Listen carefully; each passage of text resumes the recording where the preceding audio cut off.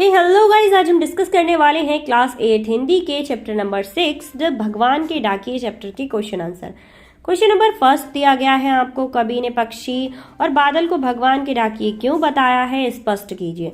तो कवि ने पक्षी और बादल को भगवान के डाकिए इसीलिए कहा है क्योंकि जिस प्रकार डाकिया संदेश लाता है उसी प्रकार जो पक्षी होते हैं और बादल होते हैं वो भगवान का संदेश हम तक पहुँचाते हैं।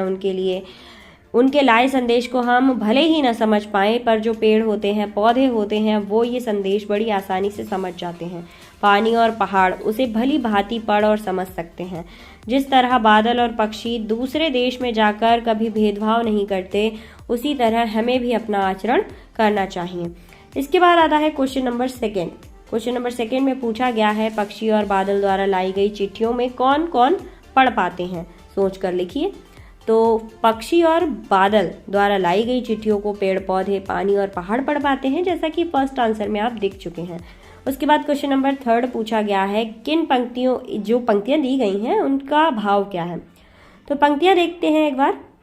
फर्स्ट पंक्ति है, पक्षी और बादल प्रेम, सद्भाव और एकता का संदेश एक देश से दूसरे देश को भेजते हैं। सेकेंड पंक्ति दी गई है, प्रकृति जो होती है वो देश देश में भेदभाव नहीं करती। एक देश से उठा बादल दूसरे देश में बरस जाता है, वो कभी भी भेदभाव नहीं करती। तो इसका आंसर आपको नीचे दिया गया है गाइस। चलिए देखते हैं आंसर। ये रहा इसका आंसर। तो गाइस आप आंसर देख लेना एक बार पूरा। मैं पूरा आंसर इसलिए नहीं पढ़ती हूँ, वीडियो बहुत ज़्यादा लंबा होगा। इसके बाद आते हैं नेक्स्ट क्वेश्चन पर। नेक्स्ट क्वेश्चन है हमारा क्वेश्चन नंबर 4। क्वेश्चन नंबर 4 में पूछा गया है, पक्षी और बादल की चिट्ठियों में पेड़ पौधे, पानी और पहाड़ क्या पढ़ पाते हैं। इसका आंसर आपको यहाँ दिया गया है। नेक्स्ट क्वेश्चन है, एक देश की धरती दूसरे देश की सुगंध भेजती है, कथन का भाव स्पष्ट कीजिए।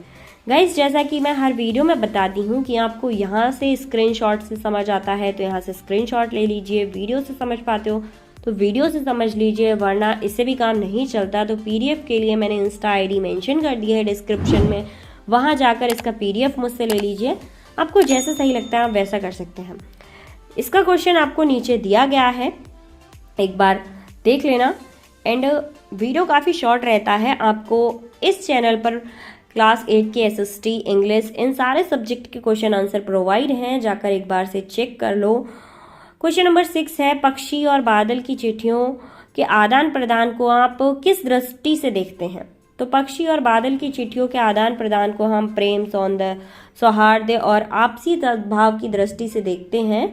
यह हमें यही संदेश देता है। क्वेश्चन नंबर 7 है, आप विश्व में कहीं भी संवाद भेजने पाने का एक बड़ा साधन इंटरनेट है। ठीक है, आज के टाइम में क्या है, इंटरनेट है।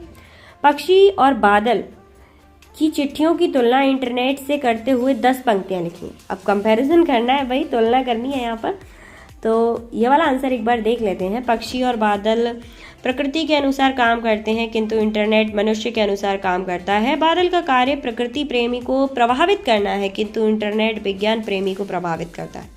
पक्षी और बादल का कार्य धीमी गति से होता है, किंतु इंटरनेट का कार्य बहुत तेज गति से होता है। इंटरनेट एक व्यक्ति से दूसरे व्यक्ति तक बात पहुंचाने का ही एक सरल तथा तेज माध्यम है। इसके द्वारा हम किसी व्यक्ति की राय को जान सकते हैं, किंतु पक्षी और बादल की चिट्ठियां हमें भगवान का संदेश देती हैं। वे बिना भेदभाव के सारी दुनिया को प्रेम और एकता का संदेश देती हैं। हम भी इंटरनेट के माध्यम से प्रेम और एकता और भाईचारे का संदेश विश्व में फैलाना चाहिए।